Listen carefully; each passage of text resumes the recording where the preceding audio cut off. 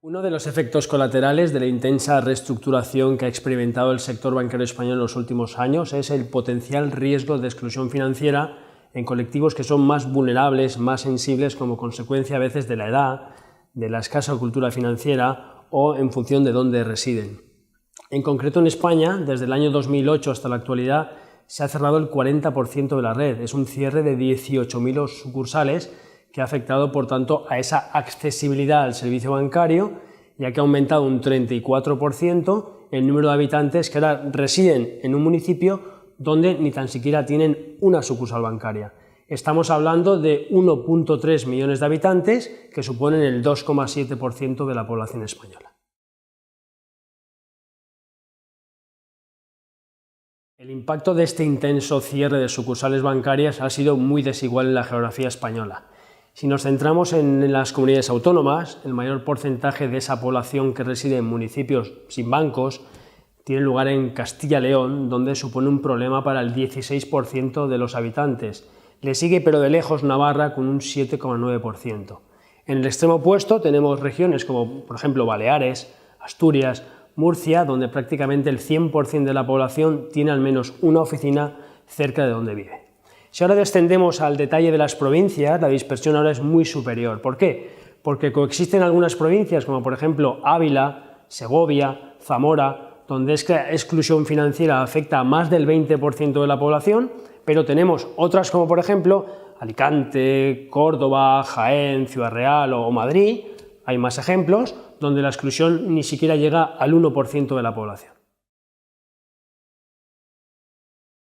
Los colectivos más vulnerables a este riesgo potencial de exclusión financiera son las personas mayores que tienen menos cultura financiera y que residen en pueblos a veces muy pequeños. Si a estas circunstancias añadimos que en algunos casos hay pueblos en España donde no hay acceso a Internet y por tanto no pueden utilizar la banca a distancia, en ese caso, ¿cuál es el problema? Que no tener una oficina bancaria implica automáticamente exclusión financiera. Aquí sí.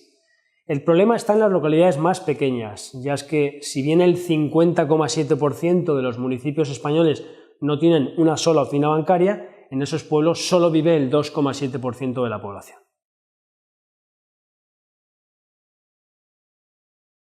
El sector bancario no hay que verlo como el responsable de este problema que supone haber cerrado el 40% de las oficinas que había antes de la crisis, ya que ha sido una medida necesaria para que el sector sea viable porque estaba claramente sobredimensionado.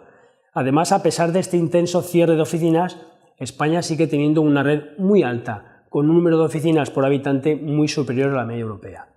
El sector bancario intenta paliar las consecuencias, es consciente de las consecuencias que tiene cerrar tantas oficinas, incentivando la banca online y también con algunas medidas como por ejemplo algunos minibuses que se desplazan por los municipios afectados por el cierre de oficinas, muchas veces dejan el cajero automático aunque no esté en la oficina, o a veces un empleado se va moviendo por los pueblos de alrededor. Pero como la exclusión financiera es un problema social, en mi opinión, exige medidas de carácter social por parte de las administraciones públicas, y una prioridad para mí es asegurar que Internet llegue a todos los pueblos de España. La exclusión tecnológica conlleva en muchos casos la exclusión financiera, y eso tiene lugar si no hay acceso a Internet. No cabe duda de que se van a seguir cerrando oficinas bancarias en España en los próximos años, sobre todo en un contexto como el actual de muy bajos tipos de interés y que afecta negativamente a la rentabilidad de nuestros bancos. Y hay margen de maniobra para seguir cerrando oficinas, ya que la red actual sigue siendo muy densa y tenemos la red europea con las oficinas más pequeñas. En España solo trabaja por términos medio 6,4 empleados por sucursal, frente a un dato de 14,5 en Europa. Pero conforme durante los próximos años siga aumentando la cultura financiera, se fomente el acceso a Internet, el uso de la banca a distancia que se llama, pues este problema de exclusión financiera irá a menos. Por tanto, aunque mi opinión es que va a aumentar el porcentaje de la población que va a residir en municipios donde no tienen ni siquiera una oficina, por los motivos que he explicado, no van a estar excluidos del acceso a los servicios financieros.